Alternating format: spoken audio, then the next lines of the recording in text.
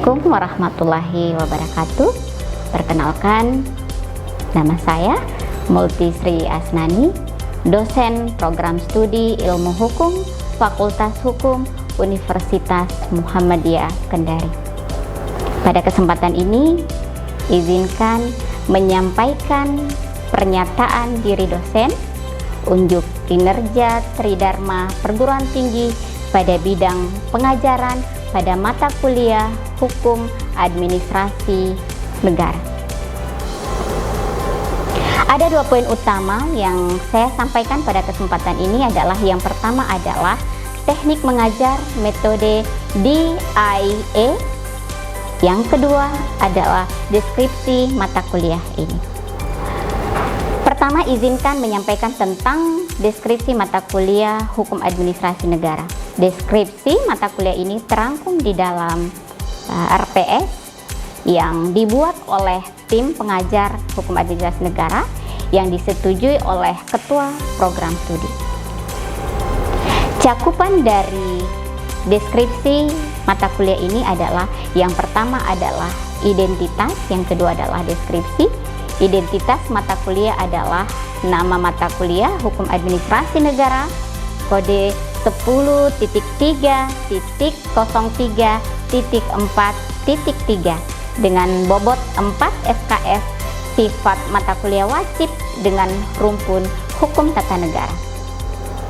Deskripsi mata kuliah adalah mata kuliah ini adalah Hukum Administrasi Negara yang merupakan pokok pembahasan mengenai peristilahan dan pengertian hukum administrasi negara, aspek hukum administrasi negara, keterkaitan antara hukum administrasi negara dengan ilmu hukum lainnya, sumber hukum administrasi negara, wewenang pemerintahan, tindakan pemerintahan, ragam instrumen pemerintahan, asas umum pemerintahan yang baik, pengawasan pemerintahan, perbuatan hukum pemerintahan, penegakan hukum administrasi, sanksi administrasi, serta macam-macam lembaga penegakan hukum administrasi negara. Deskripsi yang kedua adalah capaian pembelajaran lulusan. Ada 4 yang menjadi capaian pembelajaran lulusan adalah pertama adalah sikap, kedua pengetahuan, yang ketiga keterampilan khusus, yang keempat adalah keterampilan umum. Capaian pada sikap adalah menunjukkan sikap bertanggung jawab atas pekerjaannya di bidang hukum dan mengambil keputusan strategi atas pekerjaan di bidang hukum. Capaian yang kedua berkaitan dengan pengetahuan adalah menguasai konsep, subjek, objek, ruang lingkup, asas hukum administrasi negara, dan perbuatan hukum administrasi negara. Capaian pengetahuan yang kedua adalah menguasai instrumen hukum administrasi negara, perlindungan hukum, penegakan hukum, dan lembaga peradilan administrasi negara. Sedangkan capaian pembelajaran lulusan yang ketiga adalah keterampilan khusus dengan mampu mengemukakan masalah hukum administrasi negara berdasarkan peraturan perundang-undangan maupun tindakan diskresi. Capaian pembelajaran lulusan yang keempat adalah keterampilan umum. Dalam keterampilan umum 2 hal, yang pertama adalah memaparkan informasi dan mengemukakan gagasan terkait dengan hukum administrasi negara kepada pemangku kepentingan.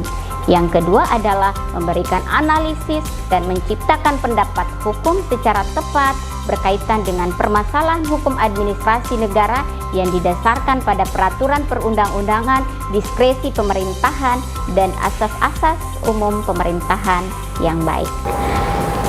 Yang ketiga berkaitan dengan capaian mata kuliah yang meliputi 4 hal. Yang pertama adalah menunjukkan sikap bertanggung jawab atas pekerjaannya di bidang hukum dan mengambil keputusan strategis. Yang kedua adalah menguasai konsep hukum administrasi negara, perlindungan hukum, penegakan hukum, dan lembaga peradilan administrasi negara. Yang ketiga adalah mengemukakan masalah hukum administrasi negara berdasarkan peraturan perundang-undangan dan tindakan diskresi. Yang keempat adalah mampu menganalisis hukum administrasi negara berdasarkan ketentuan umum perundang-undangan, diskresi, dan asas umum pemerintahan yang baik. Selanjutnya, deskripsi yang berikutnya berkaitan dengan kompetensi atau kemampuan yang diharapkan ketika mahasiswa mempelajari mata kuliah Hukum Administrasi Negara. Pertama, mahasiswa memahami dan menjelaskan peristilahan hukum administrasi negara. Yang kedua, mahasiswa memahami dan menjelaskan ruang lingkup hukum administrasi negara. Yang ketiga, memahami dan menjelaskan subjek-objek hukum administrasi negara. Yang keempat, memahami dan menjelaskan sumber hukum administrasi negara. Yang kelima, memahami dan menjelaskan kewenangan sumber wewenang dan jenis wewenang pemerintahan. Yang keenam, memahami dan menjelaskan tindakan dan perbuatan pemerintah. Yang ketujuh, menjelaskan asas legalitas, asas diskresi, dan asas umum pemerintahan yang baik. Kedelapan, menjelaskan keputusan tata usaha negara. Kesembilan, menjelaskan macam-macam keputusan tata usaha negara. Kesepuluh, menjelaskan dan menganalisis peraturan perundang-undangan, peraturan kebijaksanaan, rencana perizinan, dan instrumen keperdataan. Selanjutnya, yang kedua adalah izin menyampaikan teknik pengajaran yang saya lakukan di kelas dengan menggunakan metode DIA. Ada 3 metode yang saya gunakan. Yang pertama adalah delivery, yang kedua adalah interaction, yang ketiga adalah assessment. Delivery artinya bahwa bagaimana saya menyampaikan materi pembelajaran saya kepada mahasiswa. Untuk strategi delivery ini ada 2-3 pendekatan yang saya lakukan. Yang pertama adalah mentransfer pengetahuan melalui buku ajar. Buku ajar yang menjadi pedoman utama yang saya gunakan adalah buku Ridwan HR dengan judul Hukum Administrasi Negara, Raja Wali Press, terbitkan 2020. Buku yang kedua adalah Philippus Hadjon dengan judul Hukum Administrasi Negara, cetakan ke-10 oleh Universitas Gadjah Mada tahun 2008. Selanjutnya menggunakan silabus Fakultas Hukum yang telah disahkan atau literatur-literatur lain berkaitan dengan hukum administrasi negara yang relevan. Strategi yang kedua pada metode delivery yang kedua adalah menyampaikan PowerPoint presentase. Yang ketiga adalah menggunakan video pembelajaran. Video pembelajaran digunakan hanya berkaitan dengan kasus-kasus terkini yang berkaitan dengan materi pembelajaran yang disampaikan, yang dihubungkan dengan Smartief. Strategi yang kedua adalah interaction. Artinya bahwa bagaimana saya berinteraksi dengan mahasiswa dalam proses pembelajaran. Cara yang saya gunakan dalam proses interaksi pembelajaran ada 3 hal. Yang pertama adalah refleksi. Refleksi yang saya gunakan adalah ketika di awal masuk kelas, saya selalu merefleksi apa yang menjadi pokok utama perkuliahan di pertemuan sebelumnya, sehingga materi pertemuan sebelumnya berkesinambungan dengan materi pada pertemuan berikutnya. Yang kedua adalah mendorong aktif mahasiswa. Saya mendorong aktif mahasiswa agar bisa bertanya berkaitan dengan hal-hal yang tidak dipahami atau menanggapi suatu pendapat atau materi yang disampaikan. Yang ketiga adalah diskusi kelas. Diskusi kelas dilakukan dengan membentuk kelompok. Saya membagi kelompok untuk mendiskusikan masalah-masalah hukum terkini, lalu kemudian mahasiswa menjelaskan permasalahannya, menjelaskan aspek hukumnya, penyelesaian hukumnya kepada kelompok lain secara feedback, sehingga suasana kelas menjadi aktif dan komunikatif. Pada metode yang ketiga adalah assessment.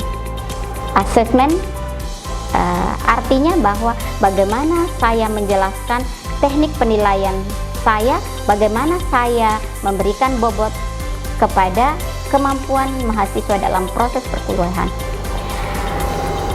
Pada metode asesmen ini, strategi yang saya gunakan adalah dengan membuat kontrak perkuliahan pada pertemuan pertama.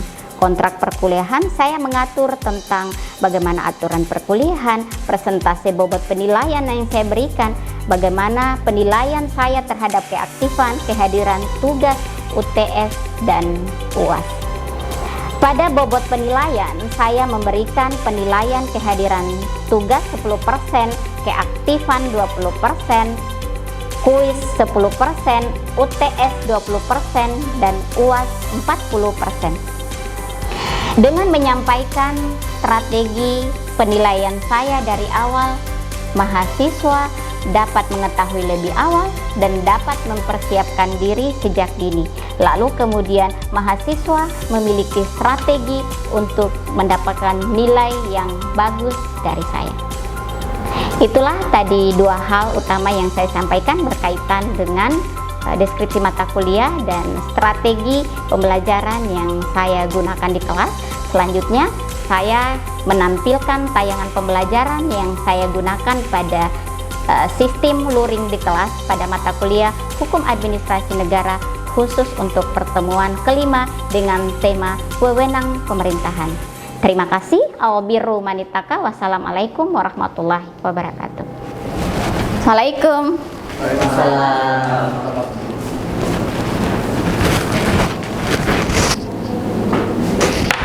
Alhamdulillah, semangat hari ini semua ya?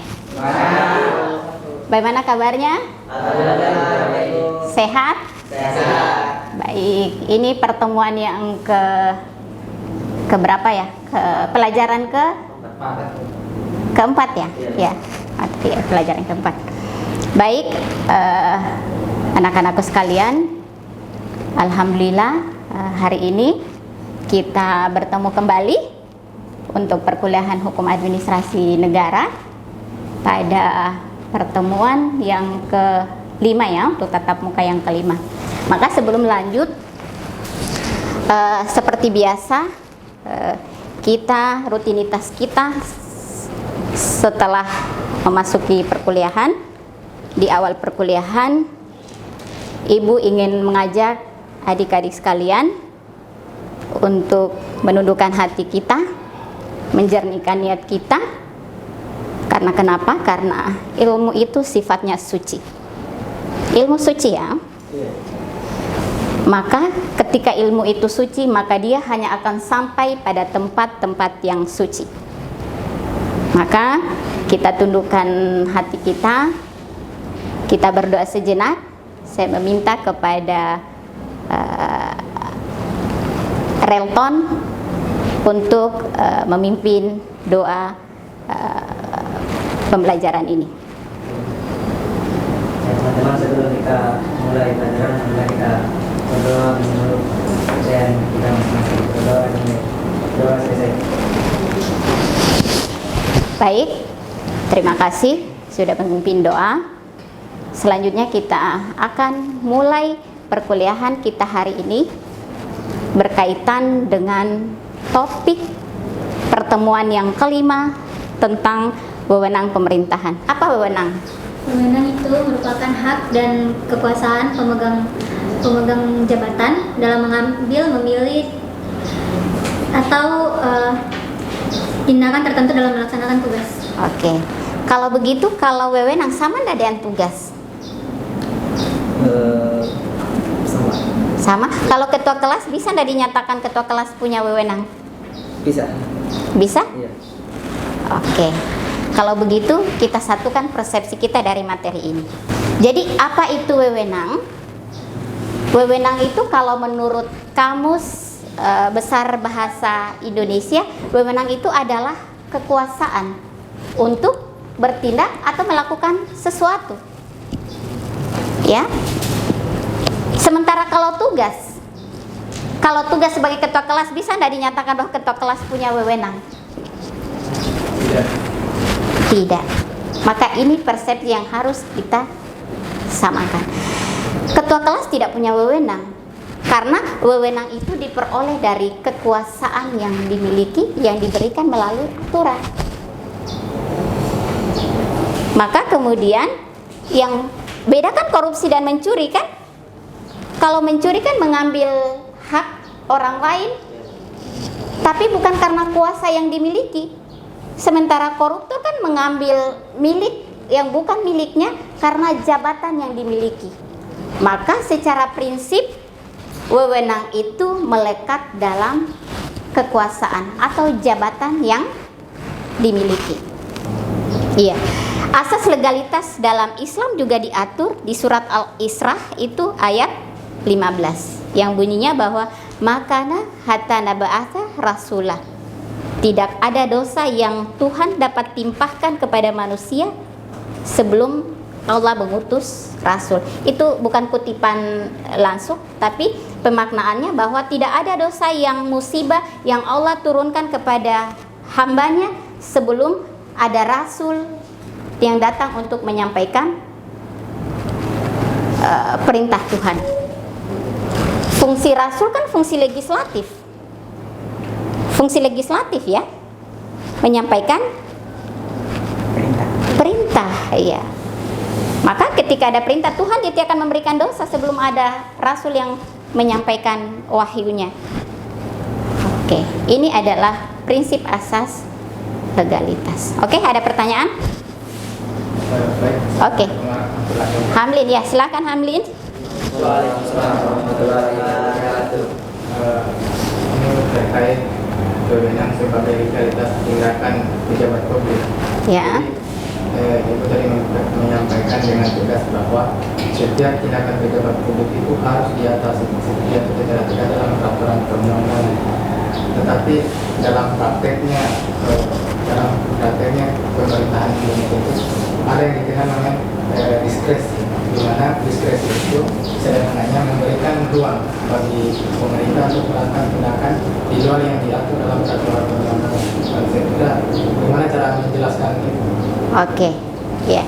Jadi kenapa harus ada wewenang diskresi dalam tindakan pejabat pemerintah? Bukankah asas legalitas sudah mengatur start bagaimana dia harus bertindak, lalu dilonggarkan oleh keberadaan asas diskresi. Maka kemudian dalam hukum administrasi negara, pemerintah itu ada yang masih ingat tugasnya pemerintah? Tugas pemerintah adalah memberikan pelayanan publik. Sebelum Ibu jawab, Ibu beri analogi. Kalau misalnya di Kota Kendari tiba-tiba ada wabah, lalu kemudian belum ada dasar hukum untuk bertindak satu penanganannya, apakah pemerintah harus diam? Tidak. Maka ada satu prinsip pelaksanaan dari hukum administrasi dalam hukum administrasi negara berkaitan dengan wewenang dan tindakan pemerintahan. Adalah pemerintah boleh bertindak mengenyampingkan rehmatik haid, kesampingkan aturan, tapi kedepankan dolmatik haid, sisi kemanfaatan, karena dia tugasnya memberikan pelayanan publik. Karena bisa jadi kebutuhan masyarakat berjalan jauh lebih cepat meninggalkan aturan. Maka kelonggaran yang diberikan kepada pejabat administrasi negara adalah diberikan wewenang diskresi. Tetapi digarisbawahi bahwa wewenang diskresi itu bukan wewenang bebas yang bisa dijalankan saja oleh pemerintah. Wewenang pemerintah, tindakan pemerintah itu dibatasi oleh 3 asas. Yang pertama tadi asas legalitas, oke, asas yuridikitas dan asas diskresi. Kalau asas legalitas tadi bahwa segala tindakan pemerintah harus berdasar pada aturan. Kalau asas yuridikitas memiliki makna bahwa tindakan pemerintah harus berhenti pada larangan. Yang ketiga adalah diskresi. Diskresi bukan diskresi bebas, kebebasan tapi bebas terikat. Terikat oleh apa? Nah, kita lihat dulu yuridikitas. Apa yang dimaksud yuridikitas? Apakah sama bertindak sesuai berdasarkan aturan dengan berhenti pada larangan? Kira-kira sama? Tidak ya? Seperti sama tapi tidak sama. Nah, di mana perbedaannya? Kalau bertindak berdasarkan pada aturan, oke, kita gambarkan ya di spidol.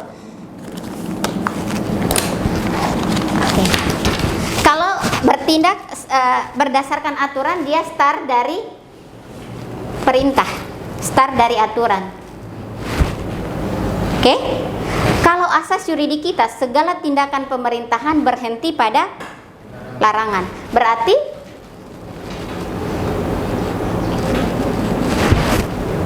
kreativitas pemerintah. iya. Tetapi dalam hal apa dibatasi? Boleh bertindak apa saja demi pelayanan publik, boleh kesampingkan reh mati kait, kedepankan dol mati kait, kesampingkan hukumnya, tapi kedepankan aspek kemanfaatan dengan syarat selama tidak bertentangan dengan aturan tertulis dan aturan yang tidak tertulis. Wewenang atribusi ini adalah merupakan wewenang yang asli. Kemudian yang kedua adalah kedua tadi sudah delegasi dari organ ke organ. Sudah diberikan ke organ, tapi organ melimpahkan. Tadi contoh wewenang delegasi, misalnya pemerintah itu presiden sebagai penyelenggara pemerintahan. Lalu ketika misalnya ada pelantikan di Sulawesi Tenggara, presiden tidak datang, dilantik oleh gubernur. Maka ketika gubernur itu melantik, itu wewenang melantik itu wewenang atribusi atau wewenang delegasi? Wewenang delegasi. Karena itu bukan wewenang aslinya, tapi wewenang pemerintah yang dilimpahkan pada pemerintah daerah untuk menjalankan tugas pemerintah yang ada di daerah. Itu wewenang delegasi. Ketiga adalah mandat. Oke, mandat, wewenang mandat ini, oke, coba baca. Mengizinkan kewenangannya dijalankan oleh orang lain. Mengizinkan kewenangannya dijalankan oleh orang lain. Wewenang mandat ini adalah diberikan wewenang itu kepada satu badan. Oke, pada satu badan, lalu kemudian dia tugaskan kepada orang lain. Beda kalau konteks delegasi tadi melimpahkan. Kalau mandat itu menugaskan. Apa perbedaannya? Apa substansi perbedaannya? Kalau wewenang delegasi itu organ ke organ, tetapi kalau mandat itu adalah harus satu badan dari atasan kepada bawahan. Oke. Banyak kasus persoalan pertanggungjawaban wewenang ini malah dalam kondisi beberapa kasus ya, kondisi yang dimintakan pertanggungjawaban adalah yang melaksanakan tindakan itu. Padahal prinsipnya adalah yang bertanggung jawab adalah pemberi mandat. Oke. Tadi kita sempat menyinggung tentang dia menyalahgunakan wewenangnya. Oke. Dalam hal wewenang ada penyalahgunaan wewenang dan ada kesewenang-wenangan. Masih ingat perbedaannya? Hamli masih ingat? Lupa lagi ya? Oke, Ibu ingatkan kembali bahwa kalau penyalahgunaan wewenang itu adalah dia memiliki wewenang tapi dia salah gunakan menurut hukum. Hukum aturan sudah memberikan wewenang tapi dia salah gunakan. Misalnya dia sebagai kepala daerah, tapi dia menyalahgunakan wewenang, misalnya persoalan perizinan, maka dia menyalahgunakan persoalan masalah syarat atau prosedur penerbitan izin. Masalah ya, apakah dia penyalahgunaan wewenang atau sewenang-wenang? Penyalahgunaan wewenang. Kenapa dinyatakan penyalahgunaan wewenang? Karena prinsipnya aturan memberikan dia wewenang tapi disalahgunakan. Sementara kalau sewenang-wenang, tidak ada aturan yang memberikan dia wewenang, tidak ada wewenang yang diberikan baik secara atribusi, delegasi, mandat. Tapi dia melakukan tindakan itu. Melakukan tindakan itu. Misal yang salah satu kasus yang lalu adalah kasus dari camat ya, kasus dari camat yang membuat satu keputusan untuk pemberhentian kepala desa. Apakah menurut aturan itu wewenang dari camat? Tidak. Tidak. Apakah tindakan seperti itu dapat dinyatakan sebagai kesewenang-wenangan atau penyalahgunaan wewenang? Penyalahgunaan wewenang, karena secara prinsip tidak ada wewenang yang diberikan lebih dulu oleh aturan. Maka tindakan seperti itu dinyatakan sebagai kesewenang-wenangan. Maka itu yang membedakan. Lalu kalau penyalahgunaan wewenang inilah yang dinyatakan sebagai detornamen de popoa, sementara kalau kesewenang-wenangan dinyatakan sebagai ekses de popoa. Penilaian hukumnya seperti apa? Kalau dia menyalahgunakan, misalnya ini tadi menyalahgunakan wewenang ya. Kalau ini menyalahgunakan wewenang, maka penilaian hukumnya adalah tindakannya itu dapat dibatalkan, dapat diuji. Ketika dia menyalahgunakan wewenang, misalnya tadi dia mengeluarkan izin tidak memenuhi syarat dan prosedural, maka dapat dibatalkan. Bisa tidak dibatalkan izinnya? Bisa, maka penilaian hukumnya adalah dapat dibatalkan. Tetapi ketika tindakan yang dilakukan itu adalah tindakan sewenang-wenang, maka bukan lagi dapat dibatalkan, tapi batal demi hukum. Karena bagaimana bisa membatalkan wewenang sementara tidak punya wewenang oleh hukum tidak ada hukum yang memberikan wewenang itu. Maka penilaian hukumnya adalah batal demi hukum. Baik, adik-adik sekalian, itulah tadi materi yang dapat Ibu sampaikan. Semoga ini bisa bermanfaat. Namun sebelumnya Ibu memberikan penugasan untuk pertemuan selanjutnya dari materi tadi untuk kita diskusikan. Ibu membagi 3 kelompok ya, 3 orang, Hamlin, Refli, dan 3 orang lagi teman-teman lain yang menyesuaikan. Pertama adalah melihat satu kasus tentang pelaksanaan dan pertanggungjawaban wewenang atribusi. Kemudian yang kedua, kelompok kedua adalah bagaimana pelaksanaan dan pertanggungjawaban wewenang delegasi. Yang ketiga adalah bagaimana pelaksanaan dan pertanggungjawaban dari wewenang mandat. Oke, itu saja materi yang dapat Ibu sampaikan hari ini. Tetap semangat, semoga sehat. Sampai kita bertemu kembali pada pertemuan berikutnya. Ibu tutup perkuliahan hari ini. Albiru manitaka. Wassalamualaikum warahmatullahi wabarakatuh. Waalaikumsalam warahmatullahi wabarakatuh.